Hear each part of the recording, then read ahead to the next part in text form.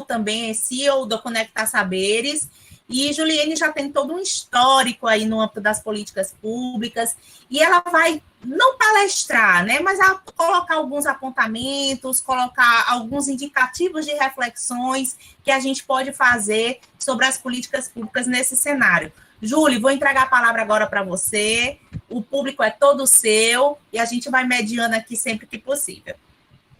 Certo, obrigada, Sâmia, obrigada a Celso também, obrigada, né, pela oportunidade, pelo convite, pela confiança, né, de entregar para uma conversa sobre esse tema tão importante nos dias de hoje. Então, agradecer também as pessoas que estão aqui, que bom conhecer vocês, estou muito feliz com esse momento. E aí eu tenho a graduação, mestrado e doutorado em serviço social. Minha trajetória, ela foi vivida muito forte, intensa, né, na educação, na formação de pessoas, com pesquisa. Então, mesmo quando eu estava em momentos, né, na política pública, eu estava atuando muito fortemente na formação, na organização, na produção de pesquisas, né, para fortalecer aí, para contribuir com o mestrado e doutorado em serviços sociais, com esses momentos, com essas políticas, né, dessa forma. E aí fiz toda essa trajetória, né, de ensino também, né, de educação popular, de gestão do ensino superior, né, responsável por extensão, por pesquisa, então, de forma muito, muito intensa. E desde 2019 eu vivo um outro desafio, né, na minha trajetória aí, que é ser empreendedora, né, ser empreendedora desse mundo digital, lá na Conectar Saberes e Práticas, que é um espaço de ensino, de apoio, de acompanhamento e de fortalecimento das mulheres em suas trajetórias acadêmicas, no mestrado e no doutorado. E aí tenho feito isso junto com Marina, que é uma grande amiga e parceira aí de vida. E tenho contribuído, né, nesse sentido, na perspectiva de estar contribuindo e fortalecendo as mulheres aí, tanto as que querem ir para o mestrado e doutorado, quanto as que já estão, mas querem e precisam concluir o mestrado e doutorado. Tem sido uma experiência muito, muito forte, muito intensa, muito rica, e eu estou muito feliz com esse momento. Então, Sam, eu posso apresentar, né? Eu fiz uma apresentação pequenininha, eu vou colocar aqui, tá certo? E aí explicar para vocês como é que a gente vai conversar hoje. Deixa eu achar. Pronto.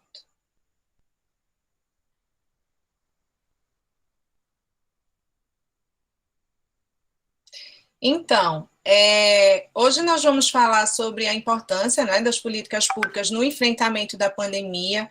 Então, como Sâmia disse, né, já pontuou, é um diálogo, né, numa perspectiva de troca, da gente construir perguntas, muito mais do que respostas, e de construção também coletiva. Então, vão ter momentos de diálogo, né, de conversa durante a apresentação, e depois a gente também pode abrir para conversar, para dialogar, para pensar, para elaborar questões aí, né, sobre esse tema tão importante, sobre o qual nós temos muitas questões para serem elaboradas, muito mais do que respostas, né? Já nessa perspectiva, né, perguntar para vocês o seguinte: quando vocês imaginam, quando vocês pensam na política pública, que imagem vocês escolheriam para representar essa política pública?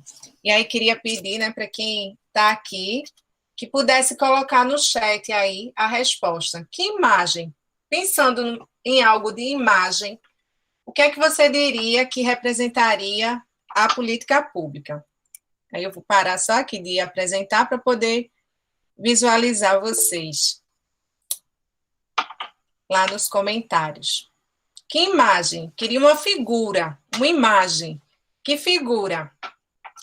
Vocês poderiam dizer, essa é uma figura que me lembra, que me remete uma política pública, que remete política pública na pandemia. Qual é? Sâmia disse proteção. Que imagem vocês têm? Saúde. Tá, mas do ponto de vista de imagem, se dissesse assim, o que é? Que imagem poderia representar isso? Esse tema. Do ponto de vista da imagem.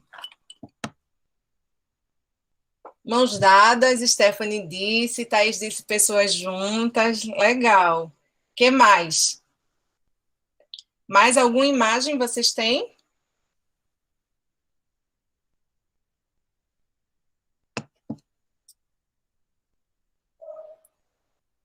Sem ficar tímidas e tímidos, tá certo? Mais alguma imagem vocês conseguem, assim, pensar, quando pensa políticas públicas, sem se preocupar, mas está certo, está... Não, que imagem é que você visualiza aqui sobre políticas públicas? Antes de dizer qual é a minha que eu pensei, né? Imagem do horizonte. Sâmia colocou, certo. Vamos lá. Vou contar para vocês qual é. Vou mostrar para vocês a imagem que eu escolhi, tá certo?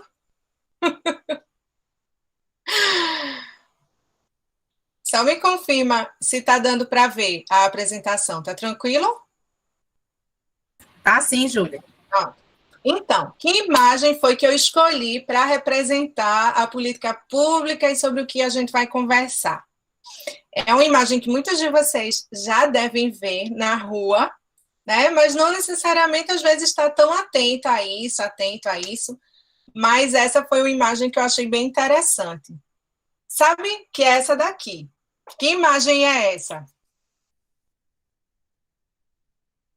Sabe aqueles fios? A quantidade de fios que tem no poste é fio da CELP, é fio da internet, é fio da TV a cabo, é fio dos gatos, né? É fio disso, é fio daquilo. Na rua de vocês tem essa imagem? Com certeza. Olha, aqui, só para dizer, aqui na minha rua tem essa imagem muito, muito forte, que outro dia até teve uma briga entre as companhias, né? A CELP e as companhias de internet, de telefones, que estava aqui a maior confusão, que era para resolver o que queriam fazer com relação a esses fios. Então, essa foi a imagem que eu escolhi, aí eu vou explicar para vocês por que eu escolhi ela, mas tem alguma coisa que vocês imaginam por que seria essa imagem de tantos fios, né? De vai e volta, de dar nó, de vai para lá, vai para cá, de um fio que vai para um lado, um fio que vai para o outro. Vocês conseguem imaginar por que eu escolhi? Pensa aí. Então, para essa nossa conversa, eu trouxe Pereira, né, que é Potiara, para a gente conversar um pouco esse campo da política pública.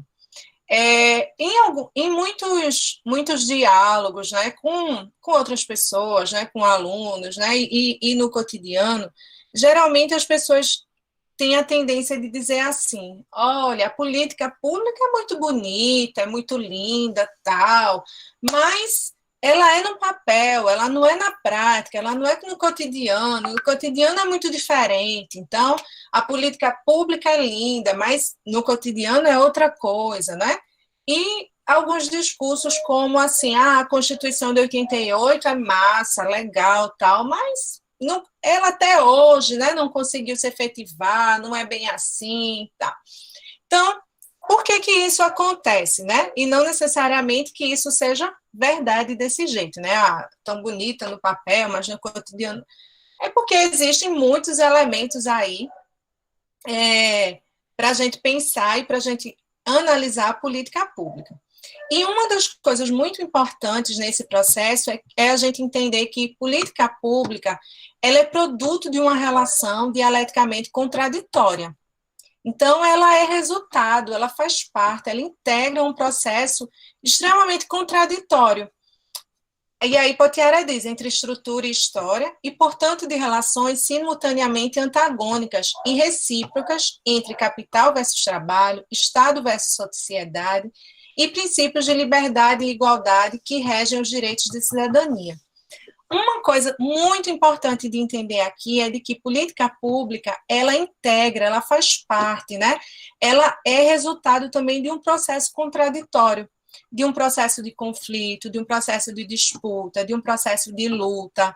Então, ela nem, né, às vezes as pessoas acham assim, mas toda política pública ela é boa.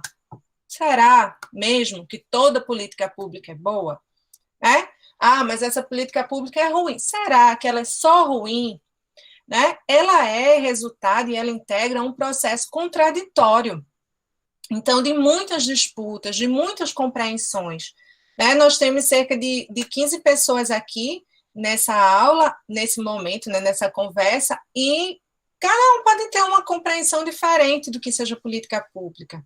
Né? E a gente vai entrar aí no processo de disputa, né, da construção daquilo do que é hegemônico. Então, mesmo no caso da legislação, ela não é uma legislação que está isenta desse processo de disputa, desse processo de luta, desse processo contraditório, né? Porque esse é um processo que ele faz parte, né, da forma como nós nos organizamos em sociedade, da forma como nós organizamos o Estado, como nós compreendemos as políticas públicas, né, historicamente. Então, e mesmo no decorrer da história, existem muitas formas de abordar, de compreender e de atuar, né, com relação às políticas públicas. Então, a mudança de governos, ela gera mudança, né, no caminhar e no andamento e no desenvolvimento das políticas públicas. Então, por que eu escolhi aquela história do poste, né, com tantos fios retorcidos, fios que vão para um lado, fios que vão para o outro, tal? Porque a política pública, ela é esse espaço de contradição, ela é esse espaço de disputa, ela integra esse espaço de tantos de vais e vens, né, de concessões, de conquistas, de ganhos, de perdas. Então, a classe trabalhadora, ela não ganha sempre no campo da política pública, ela também perde, né, mas ela também não perde sempre. Então, é esse processo contraditório que a gente precisa olhar a política pública para que a gente consiga enxergar em que momentos a gente ganha, em que momentos foram ganhos, em que momentos foram perdas, em que momentos foram bons, né? E em que momentos não foram tão bons assim. E aí, Pottier, inclusive, diz isso, que é a contradição que permite à classe trabalhadora usá-la a seu favor. Então, analisar a política pública, né, e especialmente nesse contexto de pandemia, significa identificar também o que é que ali pode ser utilizado a nosso favor, pode ser potencializado, pode ser fortalecido. Então, nesse caso, né, ela traz o seguinte, no decorrer do texto dela, de que uma política pública, ela tem uma série de elementos aí que precisam ser observados.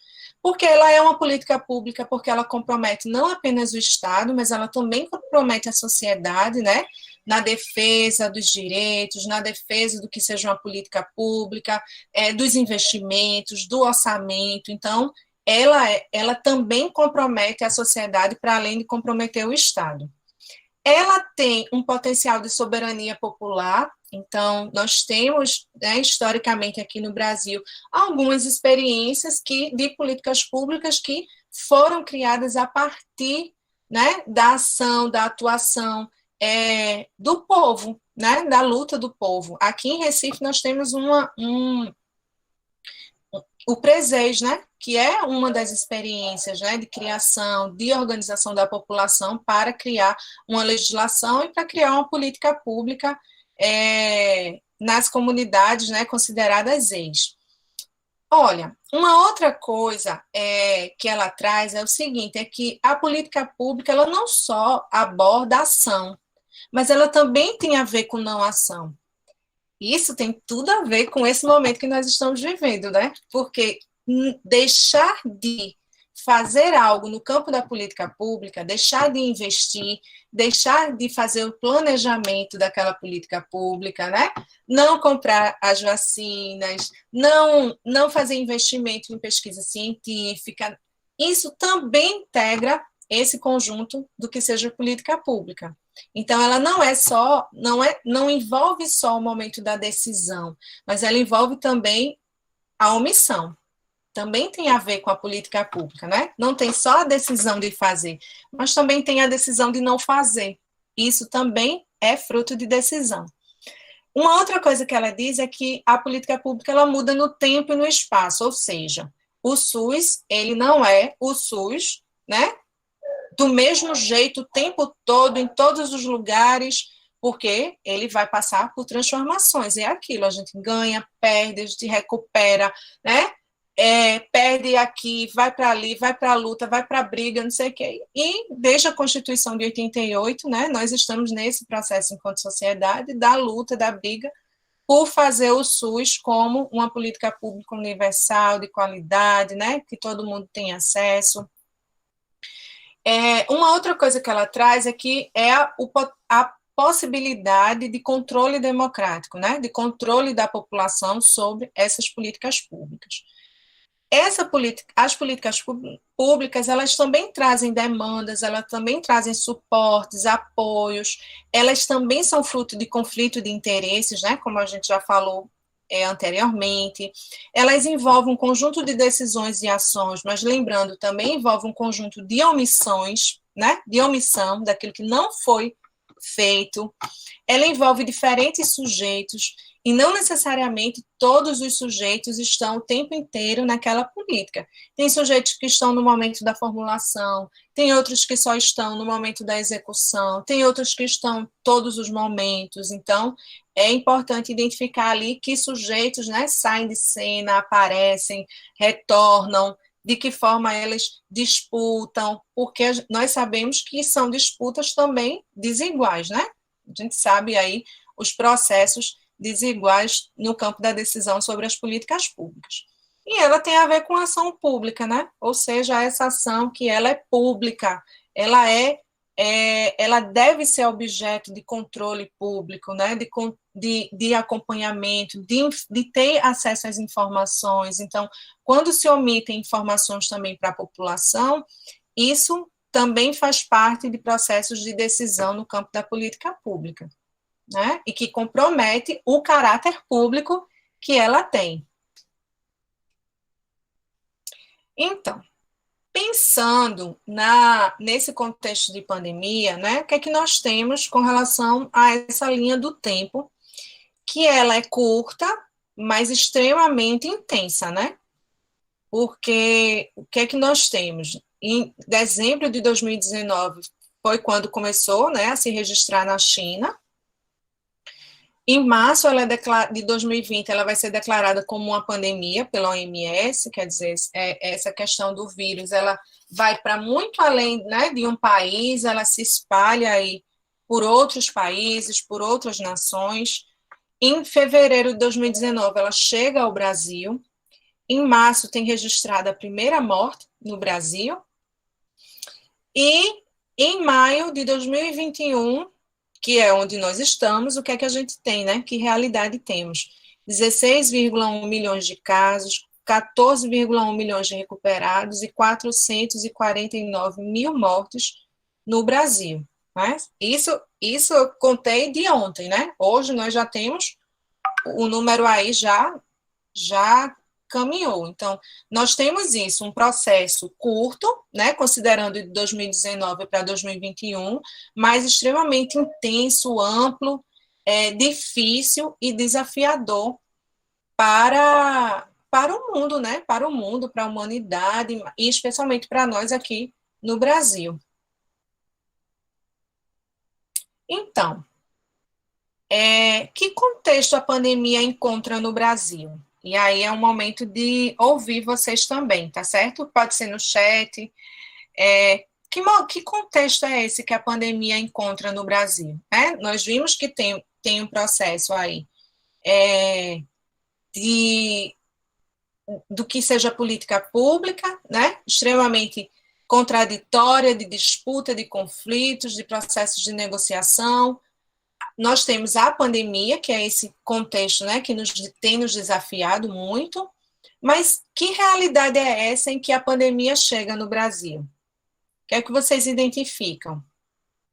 Coloca aí no chat para eu saber. A fragilidade das políticas de trabalho e previdência.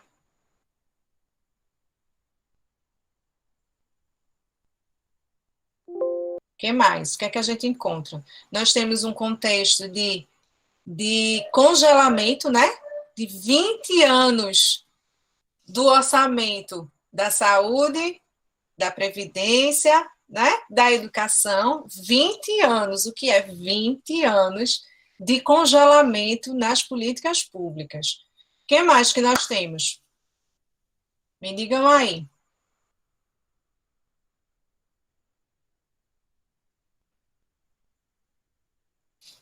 Vamos lá, turma, o pessoal que está no YouTube. De fragmentação de todas as políticas públicas e sociais, de negação de direitos cada vez mais fortes, né? Um processo bem de negacionismo, né? De uma defesa e um contexto de que de não, deixa eu achar a palavra, mas assim, de uma política pública, mas de uma negação da política pública, né? Como política pública, como sendo gasto, como sendo custo. Então, nós, na disciplina da especialização, nós trabalhamos a avaliação, né? E fomos ver como a avaliação de políticas públicas está sendo entendida nesse momento. E uma das coisas era uma avaliação do ponto de vista dos custos, dos gastos, né? Então, uma perspectiva econômica aí forte para analisar a política pública para além das questões, né, sociais, das questões de gênero, das questões raciais, de tudo isso que envolve também a política pública.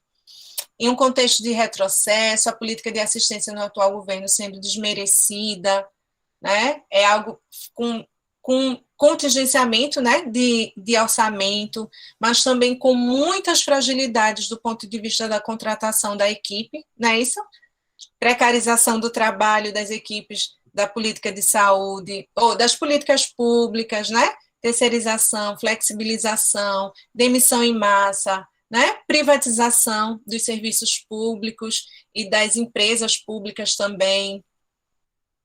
Mais alguma coisa? Então, vejam, a pandemia chega num contexto extremamente já difícil, né?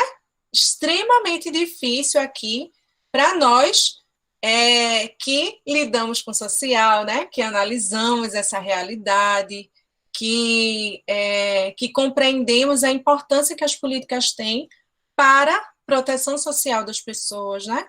Para o cuidado, para a garantia da vida, para a garantia dos direitos, para a garantia da educação, da saúde, do direito de se aposentar, né? Então, a pandemia, ela encontra um contexto extremamente desigual, né? Extremamente de retrocessos, de perdas de direitos. Em 2000 eu acho que foi 2017, se eu não me engano, posso confirmar, mas foi feita uma publicação, ou foi 2018, que era 365 dias de perdas de direitos. Então, era o ano inteiro, todos os dias, se mapeando o que foi que nós estávamos perdendo de direitos, dos retrocessos que estavam sendo realizados. Então, é esse contexto em que a pandemia chega, né? A pandemia, por si só, ela é extremamente desafiadora para a humanidade, mas ela chega aqui para nós num contexto já de muitas dificuldades, né? De muitos desafios e de muitos retrocessos. Então, deixa eu voltar para lá.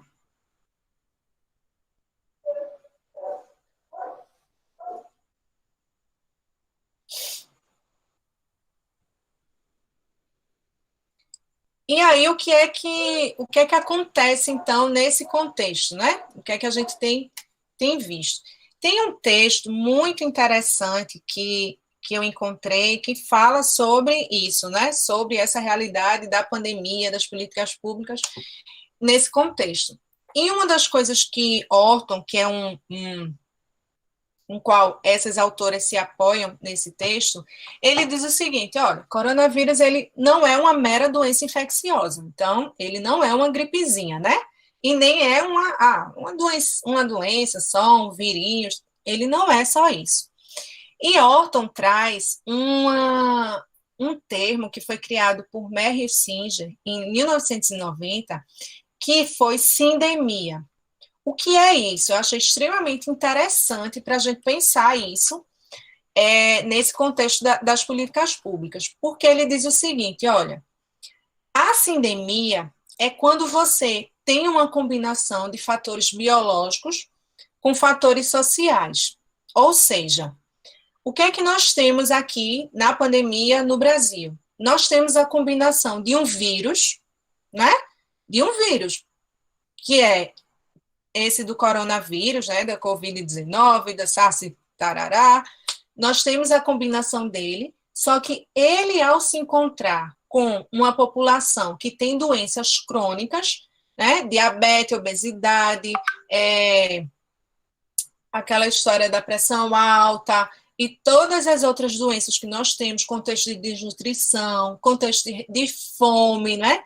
De pobreza, e todas essas questões. Então, a combinação do vírus com esses contextos e com as doenças que as pessoas já trazem, né? Muitas por fatores biológicos, mas muitas ainda por questões de desigualdades socioeconômicas, isso aumenta o risco de agravamento muito forte. Então, aqui no Brasil, o vírus ele encontra um lugar que não é só uma atuação do vírus, é uma atuação do vírus que se combina com doenças crônicas que a população tem e com desigualdades socioeconômicas. Então, você tem um vírus que vai se relacionar com pessoas vivendo um contexto de fome, né? Com pessoas vivendo num contexto de falta de saneamento básico, de não ter onde morar, né? De morar na rua, ou de não ter, mesmo, né, tendo que comer, mas não tendo a história da soberania alimentar, né? As condições adequadas de alimentação, uma população que está desempregada, né, de um percentual imenso de pessoas que perderam a perspectiva de conseguir trabalho. Então, o vírus, ele encontra um ambiente extremamente potencial para se desenvolver aí. E o que é que isso exige? O que é que considerar, e esse contexto que nós estamos vivendo, como uma sindemia, e não apenas como uma pandemia, nos exige? Exige políticas públicas para além da política de saúde, para muito além da política de saúde. Então, são políticas públicas que precisam atuar, né, e que precisam dar conta de demandas que a população tem, que são históricas aqui, né, que são históricas, que são amplas, que são complexas, mas que precisam ser observadas. Então, é muito para além de criar leitos nos hospitais, é muito para além de distribuir a vacina, extremamente importante, com certeza, mas é também para além disso, né? Essa sindemia, ela nos exige a olhar para a forma como nós temos nos organizado, como nós temos vivido as nossas vidas, né? Mas também tem sido utilizada muito numa perspectiva bem de oportunidade de ampliar as desigualdades, né? Numa perspectiva eugenista, numa perspectiva de deixa morrer, né? Porque aí não quebra a previdência, porque aí a gente reduz os gastos com outras coisas. Então, você com processos extremamente racistas, né? Porque você tem um percentual aí de comunidades pobres, negras, né, de uma população que ela está muito, não é disponível, né, está muito, esqueci a palavra, mas ela pode, né, tem um percentual maior de pessoas que não podem ficar em casa, né, de pessoas que não podem viver o lockdown da forma como ele deveria ser vivido. Então, você tem uma necessidade de intervenção de políticas públicas para muito além da política de saúde. E, por outro lado, um contexto em que se nega, né, se considera a política o investimento na política pública como gasto, mas não o investimento para socorrer banco, não o investimento para socorrer empresas. Isso aí não é gasto, isso aí é investimento, né? Mas para manter a população com saúde, né? Trabalhando, tendo que comer, com direito à educação e com todas as outras questões, né, com direito à vacina, isso daí é custo, né? Não é à toa que o lá na CPI, né? E aí, por que que o ex-ministro da Saúde, né? Porque você não comprou? Não, porque era caro, né? Era caro. Mas socorrer os bancos, isso não é caro, né? Isso não é. Então, qual é a importância da política pública nesse contexto de pandemia? Ela é extremamente, né? Ela é fundamental, ela é extremamente importante. Por quê? Importante para garantir proteção social, que as pessoas sejam protegidas. E aí tem muito a ver com a perspectiva que está sendo defendida, né, no âmbito do Estado hoje, de uma perspectiva ultra neoliberal, que diz que compreende que a proteção social está sob responsabilidade das famílias. As famílias têm responsabilidade de proteger socialmente os indivíduos. Mas sobre que contexto? Em que contexto? Como é que, enquanto família, né, que vive uma situação de desemprego, que vive uma situação de despejo, que é o que está acontecendo, né, despejos de famílias inteiras na pandemia, como é que você, nesse contexto, você consegue proteger, garantir o bem-estar de quem faz parte ali da sua família? Então, é extremamente importante uma política pública que compreenda que proteger socialmente as pessoas, isso é importante, né? Isso é importante e precisa ter dinheiro, precisa ter recursos para que haja esse investimento. E essa proteção social, ela vai para além, né, da saúde, vai para além das questões que a gente já falou. Uma outra coisa, qual é a importância da política pública no contexto de pandemia? Para garantir direitos, né? Ninguém está pedindo favor, ninguém está pedindo, olha, não, está se exigindo direitos, porque é direito à vida, é direito à saúde, é direito à educação, é direito ao lazer, é direito à cultura, né? Nós já temos isso garantido, isso é direito. Então, as políticas públicas precisam ser realizadas nessa perspectiva, mas não é a perspectiva que está sendo defendida e que está sendo adotada, né? Não é da garantia de direitos, é da focalização, né? Da extrema focalização,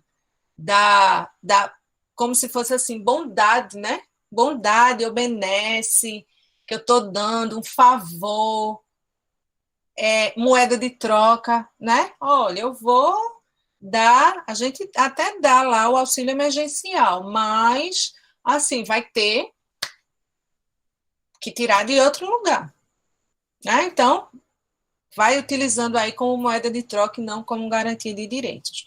E uma outra coisa extremamente importante da política pública no contexto de pandemia, para promover desenvolvimento social e econômico, né? Para promover desenvolvimento do país, mas a gente está retomando assim, olha, numa lógica colonizadora extremamente difícil, né, de ver, é difícil de ver.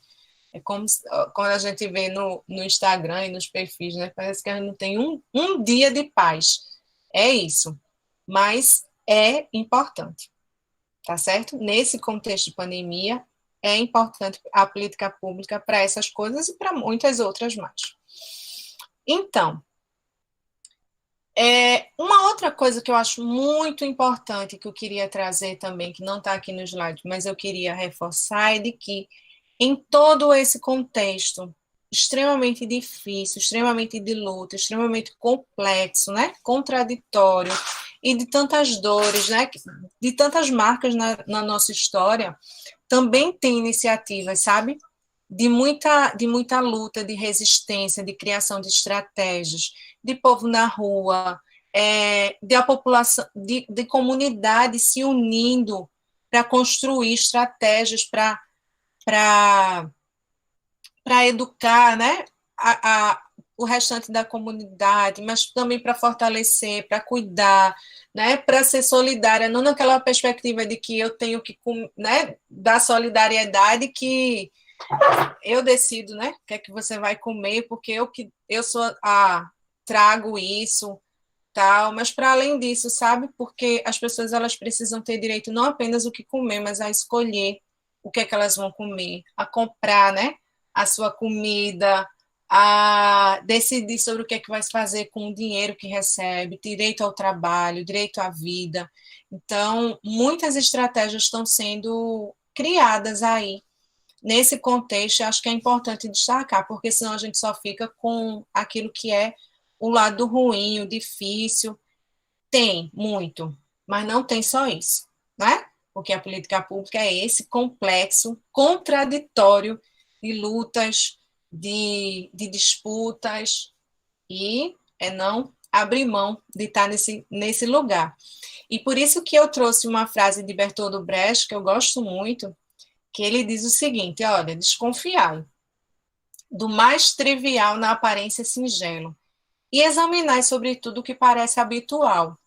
Suplicamos expressamente, não aceites o que é de hábito como coisa natural, pois em tempo de desordem sangrenta, de confusão organizada, de arbitrariedade consciente, de humanidade desumanizada, nada deve parecer natural, nada deve parecer impossível de mudar.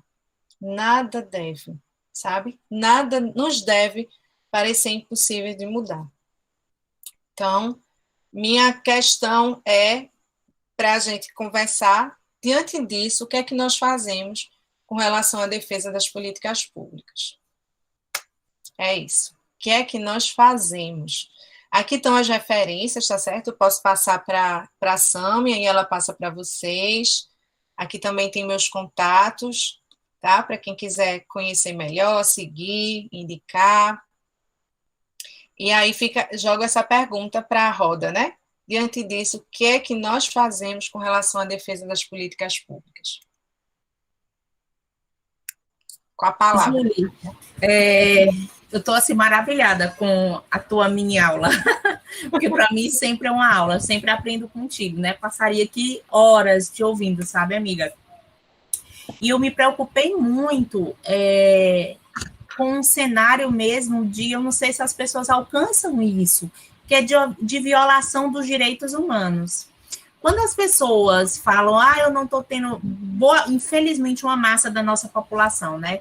Eu não estou tendo acesso ao SUS, eu não tenho trabalho, eu não estou podendo ter acesso à educação, estou impossibilitada de ir para a escola por N motivos, eu não tenho acesso à alimentação. Muitas pessoas não alcançam que isso são violações aos direitos humanos. Né? As pessoas algumas pessoas, infelizmente, a massa da população não alcança que os direitos humanos estão para além desse mito, de uns estereótipos criados propositalmente, até mesmo para enfraquecer a organização das massas, a organização da população, para lutar, né, pela efetivação desses seus direitos, né? E essa pandemia, além dela estar dizimando a população no que se refere mesmo à presença do vírus, ela soma ainda com a dizimação, né, da violação extrema dos maiores números do maior número de violação no que se refere aos direitos humanos. Eu perco até a palavra, né? E me entristece tudo isso, porque a gente não vê um debate para além do vírus. O vírus, é claro, é o cerne de tudo, foi o que problematizou, o que provocou tudo, né? Mas o que você falou, né, da questão da sindemia, eu nem conhecia esse termo, né? Da necessidade de intervenções transversais, de intervenções múltiplas, de políticas públicas múltiplas, transversais como todo, porque a saúde por si só não vai dar conta. Não. E a gente percebe também que esse vírus começou na classe mais alta da população brasileira, mas ela está dizimando a população pobre, ela está dizimando a população mais hipossuficiente, a população que sempre está em situação de vulnerabilidade. Aí tem um vírus do SARS, que se soma a dengue, que se soma a chikungunya, que se soma a tantas outras arboviroses e tantos outros males que o Brasil já sofre, por essas questões de desigualdade mesmo. Então, se você olha o cenário hoje, você diz, é desesperador, é trágico o que o Brasil está vivenciando. Mas eu só enxergo um caminho para a solução, né? Primeiro, a educação para os direitos, sobretudo, né? A gente tem que potencializar isso, e essa potencialização da educação para os direitos humanos é através de políticas públicas, não tem outro canal, né? Tanto no que se refere à educação para os direitos humanos, como a educação para o acesso aos mais variados direitos, né? Que fazem parte dessa palheta dos direitos humanos, né? Então, a gente sempre cai, Júlia, naquela mesma roda, né? Naquele mesmo debate da importância da educação crítica, da educação problematizadora, e essa educação crítica e problematizadora que também está sendo alvo... questionada, né? De mitos e estigmas, né? Justamente para não favorecer que as pessoas encontrem, né, as ferramentas, os meios para se efetivar os seus direitos que já são assegurados porque estão lá na norma. Agora, como é que garante isso? Né? Então, assim, são muitos pontos para se pensar. A gente deve continuar ocupando esses espaços de debate, de problematização. Não é que a gente só traz problemas, mas é porque a gente precisa pensar esses entraves para buscar soluções para esses entraves.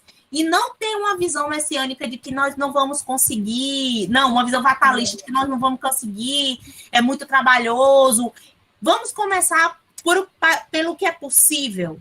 O que é possível para você enquanto estudante de serviço social, enquanto estudante de pedagogia, enquanto estudante de direito, o que é possível para você enquanto profissional lá da política de assistência, da política de saúde, da política de previdência, o que é possível para você dentro da iniciativa privada, o que é possível, inovar buscando soluções para isso, né? Isso. E continuar sempre que possível o trabalho de base, ali na sua família, na sua comunidade, no meio onde você pode se fazer presente. Não tem outro caminho, né? Eu já perdi o sono por conta do cenário que nós estamos vivenciando e o medo. Mas, por outro lado, nós fazemos parte de um país, gente, que temos uma Constituição que é eixo inspirador para tantos outros países. Uma Constituição fruto de uma luta tão bonita, né, de um modelo de governo autocrata por um democrata. Alcançamos o status de uma Constituição cidadã. Então, nós temos na nossa Carta Maior as ferramentas para se efetivar o que está assegurado, né? Aliás, nós temos assegurado. Então, é lutar para que... conquistar, implementar ferramentas para se garantir esses direitos. E o caminho a gente já sabe, é largo, é trabalhoso, é longo, mas o caminho a gente já sabe. Sâmia, e uma coisa importante, né? Nem pelo fatalismo e nem pelo messianismo, né? A gente vai dar conta de tudo.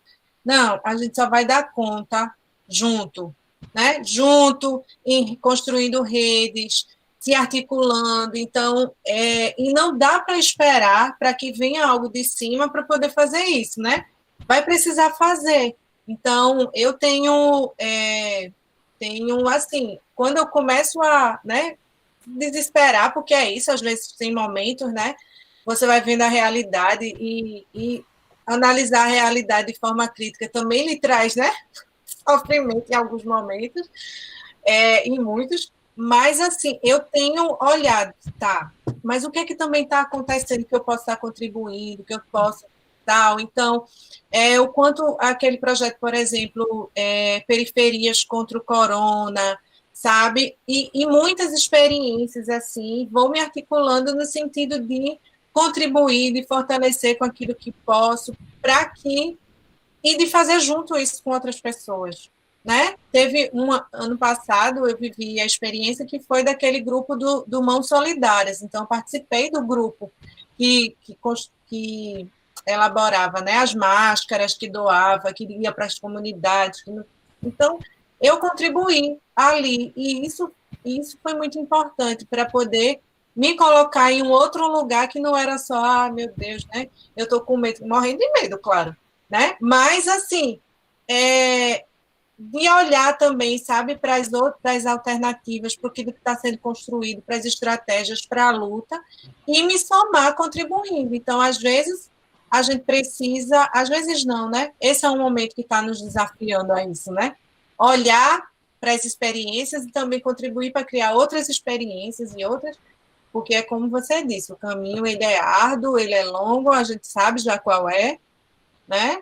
E é isso, e não dá para pensar só, né, assim, não dá para pensar só, só os infectologistas, só os médicos, só que não sei o que vão pensar como dar conta de tudo isso.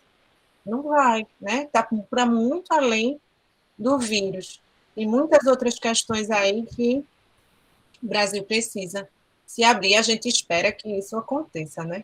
Ou a gente vai criar também essa estratégia para que isso aconteça. Júlia, outra coisa que me chamou a atenção na sua fala foi sobre o não fazer.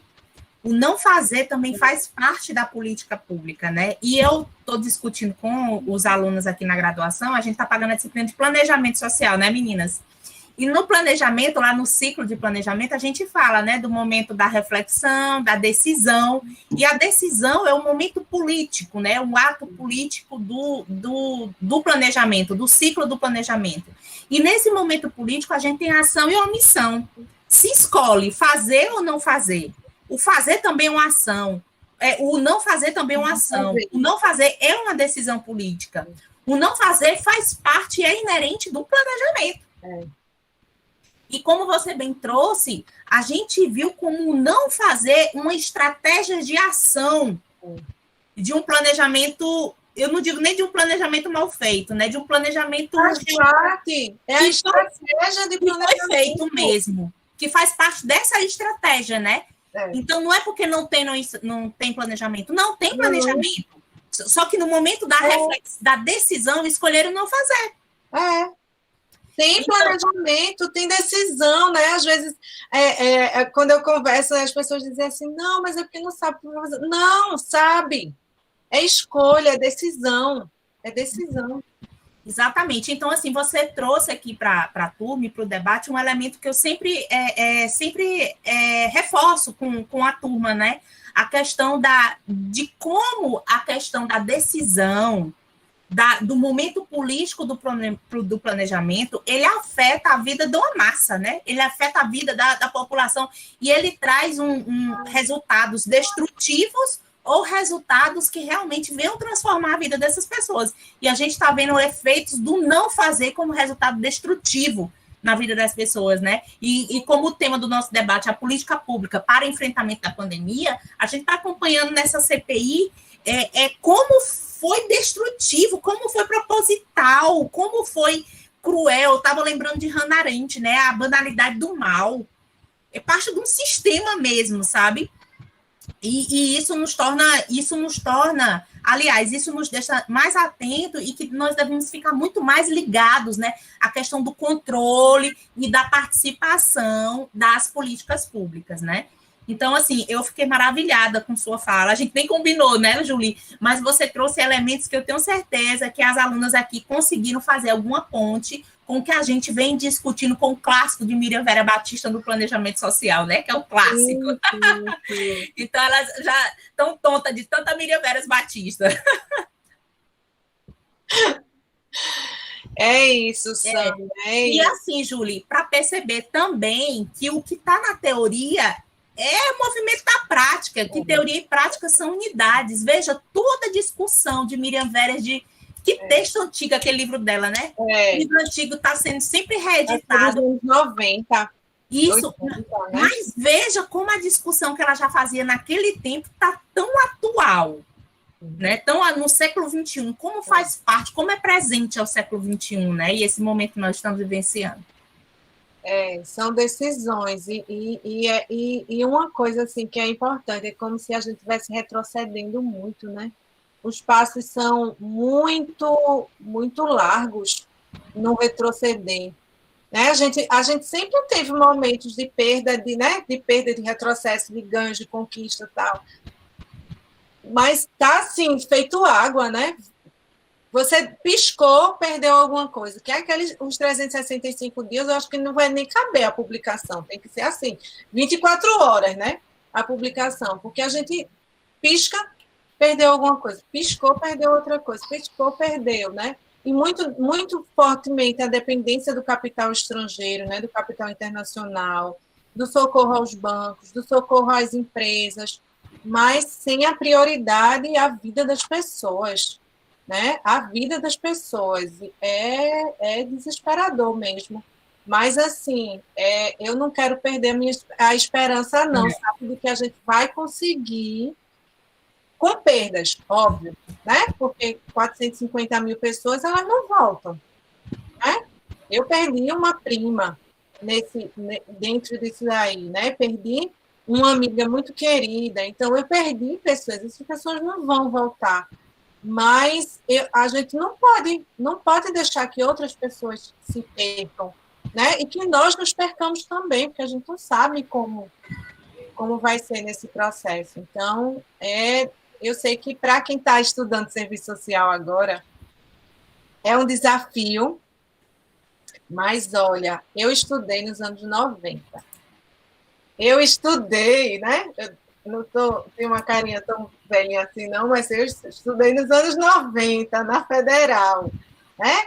Não tinha computador, os livros, né? Tudo uma coisa séria, né? E vivi depois um processo, depois de formada, né, que foi de um outro contexto, né, de investimento nas políticas públicas, né, de oportunidades, inclusive o investimento, a possibilidade de fazer o mestrado e doutorado. Então, assim, eu sei que é um momento difícil, que vocês podem estar olhando e se perguntando assim, mas será que vale a pena, não sei o quê. Mas vale, porque a gente conhecer o real, ele é extremamente importante para as nossas vidas, para a vida de outras pessoas, para a atuação.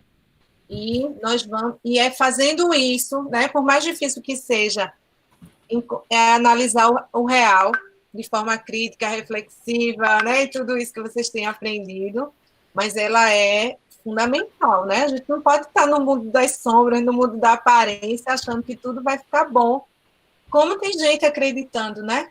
Então, a gente também precisa ter gente que olhe para a realidade, que aponte a realidade, que vá identificando ali as estratégias. Então, não perder a esperança, sabe? Não deixar de analisar a realidade, buscando enxergar e construir as estratégias coletivas, tá certo? Ninguém vai salvar o mundo sozinho. A gente vai... Julie, e assim, caminhando para o final, não é à toa que a gente escolheu esse tema, né? A importância das políticas públicas. A gente estava muito cansado do negativismo, né? Da problematização. Mas a gente quis dar um enfoque na importância mesmo, porque essa importância ela está associada às soluções, né? Está associada às soluções. Então, as soluções a gente já tem asseguradas por esses meios legais, conquistadas a duras penas. A gente só precisa se organizar para que isso se efetive, né? Provocar as instituições realmente com competência para que isso se efetive. Então, vamos pensar de forma de que ferramentas tenho, saber construído, estou construindo e eu vou fazer dentro das minhas competências, tanto como profissional, mas como cidadã, né? Um papel pedagógico de educar aqueles que ainda não alcançaram a importância do que é se ter direitos, né? Sobretudo sobre os direitos humanos. E eu fiquei muito, assim, muito maravilhada com tantos pontos importantes que você trouxe, né? Termos novos que a gente desconhecia, esse link da discussão com o ciclo do planejamento. Então, assim, amiga, eu estou muito maravilhada com suas contribuições, como sempre, né? Como sempre. Só tem elogios, todas as turmas só elogiam. Eu fico querendo ver as aulas gravadas, eu digo, meu Deus do céu, o que foi que aconteceu nessa aula para esse povo estar tudo assim eufórico? Mas não consigo ver. Pois é, porque você é um profissional de excelência, uma profissional, um ser humano de excelência, né? A gente compartilha também na mesma fé, uma cristã, né? Que a gente consegue ver Cristo em sua vida. E eu fico muito feliz de fazer parte do seu hall, né, de colegas. Meio que tu não é minha amiga, mas eu sou tua amiga, né? Então eu fico assim, fazer parte. Nem que tu não se considere minha amiga, mas eu sou tua amiga. Então, assim, de eu fazer parte do teu hall de amizade, sabe, Júlia? Então, assim, eu acredito que as meninas aqui, né, a minha turma, com certeza, em outros momentos, ou nesses caminhos profissionais da vida, com certeza vai topar com você. E, olha, posso garantir, Júlia compartilha prática, Júlia compartilha conhecimento, e vocês vão ter uma profissional de referência aí para a vida. Ai, Sâmia, que bom, eu agradeço. Tu é minha amiga, deixa as tuas conversas. Ai, mulher, que bom. Que bom, pensar que só eu era tua amiga, tu não era minha amiga. Olha, assim, agradecer, dizer às meninas, né, que estão aqui, que estão estudando, continuem, tá certo? A gente sabe que a trajetória ela é bem desafiadora, Mas, assim, vocês estão tendo acesso a um conhecimento que muda muito a forma da gente ver o mundo, sabe? E é para além, é para muito além. E isso é muito importante também. E isso vai para as práticas individuais de vocês, porque nunca mais vocês vão ser as mesmas, né?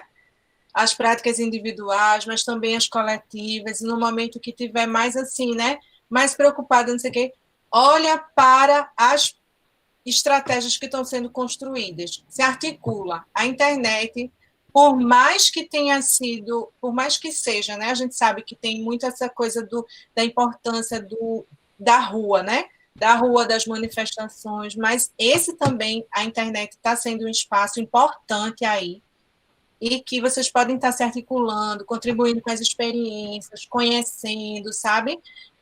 Se envolvendo com experiências que estão aí no processo de luta, de criar estratégias, de fortalecer iniciativas em defesa dos direitos humanos, em defesa das políticas públicas, tem várias, né? E a gente não deixar o fatalismo, porque isso também é uma estratégia, né, Sâmia? Isso também é um investimento e é uma estratégia aí. Então, a gente continuar aí esperançando, como diz Paulo Freire, também uma decisão revolucionária nesse momento. Isso, Julie, mais uma vez, muito obrigada. A gente, além aqui da sala, né, do Classroom aqui com os alunos, também a gente foi acompanhada por algumas pessoas no YouTube, né, Lázaro, Érica, Carol Ribeiro, Cláudia Barreto, Thaís, Tayane, Roberta. Gente, muito obrigada pela presença de vocês. Eu sei que depois as pessoas saem compartilhando os links, né? E, na verdade, a gente quer isso mesmo, que vocês compartilhem esse debate. Foi um debate breve, mas um debate que agregou muitas informações. Eu tenho certeza que vai somar muito, né, a vida de estudante e profissional de vocês. Nosso coordenador está aqui, Celso Severo. Alguma palavra, Celso, para finalizar? Não, só reforçar, agradecer, né, a você, Sâmia, né, pela proposição, a construção no curso de Serviço Social e, novamente, a Juliene, né, nos reencontrarmos, né, virtualmente ainda, mas é necessário. E por essa, eu estava aqui caladinho, mas estava prestando atenção, né, super rico o debate. Além de rico, traz alguns elementos conjunturais, né, necessários do serviço social. Então, né, não só do serviço social, mas enquanto profissões, né, convivendo e vivendo nessa crise sanitária, mas, de fato, a gente aponta para algumas perspectivas, né, de não só fazer as análises, mas apontar também as soluções, né, que são postas na sociedade, e é um dos papéis do serviço social, para além de analisar a sociedade criticamente e apontar os caminhos que nos cabem com a articulação com os outros sujeitos, as outras profissões também. Então, agradecer os nossos alunos também, aos participantes aí pelo YouTube, por tudo que a gente vem construindo, já convidar novamente para a atividade da próxima quinta-feira, que a gente vai fazer a discussão sobre os instrumentos, a instrumentalidade do serviço social, e na sexta-feira também a discussão sobre pesquisa, né, principalmente as mulheres na pesquisa. Então, foi dentro desse conjunto de proposições que o colegiado do curso de Serviço Social da Exuda, e que também está promovendo uma série de outras ações, cursos de extensão, webinário de outros cursos também. A gente está bem movimentado. Está bem movimentado, bem intenso. Obrigado mesmo, gente. Obrigado. Obrigada, Celso. Obrigada, alunas queridas. Eu peço, por gentileza, que vocês se encontrem lá no... eu não sei se pode sair daqui, Celso, como é para elas voltarem para a sala de aula só comigo? Aí tem que entrar no teu link lá da aula. Normal, então, né? Eu não consegui compartilhar, eu botei pelo celular, não estou conseguindo aqui a ata no YouTube, porque aí eu fico... Coloquei lá. Ah, tu já colocou? Porque eu não Coloquei. Consegui. Ah, então tá tranquilo. Então. Coloquei sim, viu? Então, pessoal, muito obrigada. Agradecemos imensamente a presença de vocês e segue a programação durante essa semana. Beijo grande, beijo, Júlia. Alunas, espero vocês aqui na outra sala. Tchau, tchau. Tchau.